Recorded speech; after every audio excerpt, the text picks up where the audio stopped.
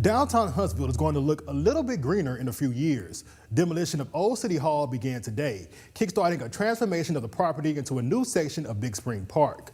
City leaders expect for the demolition to be completed by June, and then the work will begin to turn the land into the new section of the east side of Big Spring Park. And residents are excited to see the park expand and enjoy the new green space the landscape will provide. I think we have a lot of great events here.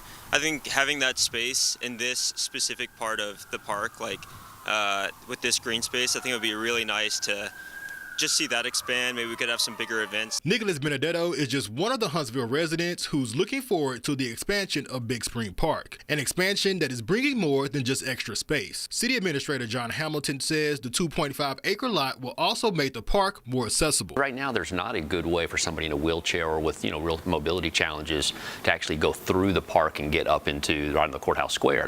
So there's actually two different pieces of this plan that provide an ADA accessible pedestrian path to get them from that lower level up to the top. The new paths are bringing in new art too, an item that residents say they hope highlights Huntsville staples. We have the Space and Rocket Center, but around Huntsville you can't really tell that we build space stuff. Like, that's one of the coolest things any city can say.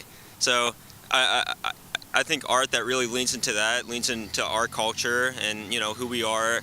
A special spot of the expansion has parents in mind.